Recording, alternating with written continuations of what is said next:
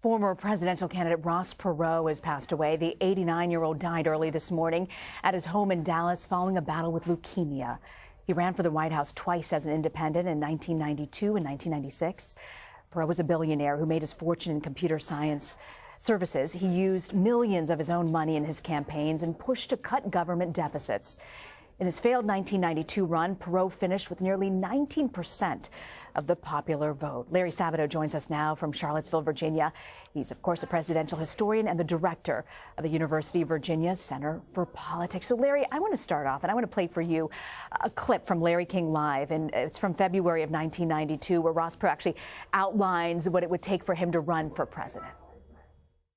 If you want to register me in 50 states, number one, I'll promise you this, between now and the convention, we'll get both parties' heads straight. Number two, I think I can promise you're going to see a world-class candidate on each side. And number three, by the convention, you might say, "Crikey, Ross, it's all taken care of." But on the other hand,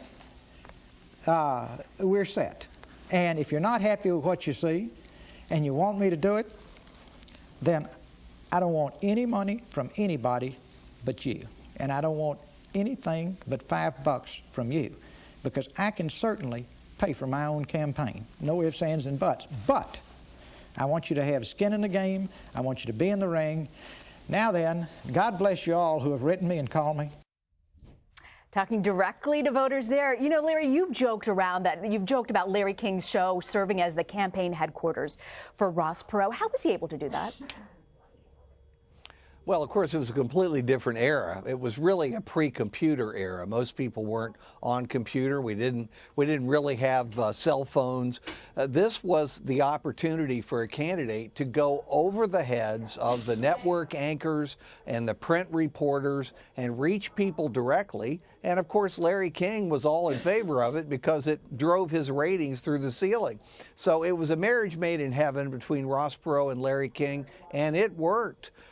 It was just incredible how many millions of people were unhappy, very unhappy with President Bush and with the likely Democratic nominee, Bill Clinton.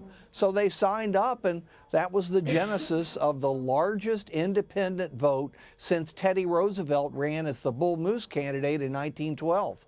19%. I mean, looking at that number, pretty remarkable, Larry. I mean, how unusual was it for a campaign like this to go about the way that Ross Perot did?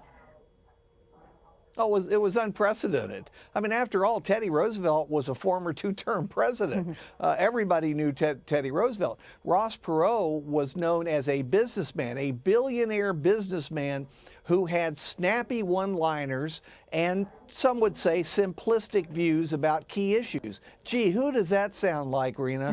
Who does that sound like today? No, you were making some comparisons on Twitter too, to President Trump and talking about this, as far as strategy and reaching out. But when you talk about his approach and how really successful, he didn't win, but it doesn't mean that he didn't have that sort of clout and ability to reach people. Why do you think he was so successful? What was it about Ross Perot? Well, there were an awful lot of people back then, as there are today, who say they want politicians to speak directly to them and forthrightly to them and tell them the way it is, but they also want, as I suggested, simplistic solutions to complicated problems. Perot gave them that, and I have to say, in some cases, Perot certainly did some good. He was able to keep both Bush and Clinton in line on, for example, the deficit, which, after all, did decline dramatically in the 1990s, and there was even a brief period of a budget surplus. We'll never see that again. And that was such a big focus of that campaign was the deficit, and the focus that, Bill Clinton and George W. Bush talked about, H.W. Bush talked about the impact, money, people's pocketbooks, taxes. Mary Madeline, the deputy campaign manager for President George W. Bush, said that she's convinced that Perot cost Bush his re-election. Do you agree with that? No, there are a lot of people who agree with Mary. A lot of people believe that that's true, but the best research and the large majority of the research on the 1992 election shows that had Perot not been in the race, Clinton would have been elected anyway, would actually have gotten a majority of the vote and probably would have gotten off to a stronger start. You know, he was hobbled by the fact that he only got 43% of the vote with Ross Perot's 19% and President Bush's 37 to 38%. So no, I don't agree with that. It's a myth that is powerful, that people believe today, but like a lot of myths, it isn't true.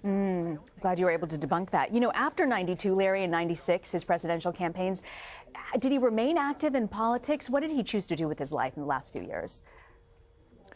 Well, he did run again in 1996. He went from 19% in 1992 to just 8% in 1996. I say just 8%. That's very substantial for a third-party candidate, but it's far less than he got in 1992.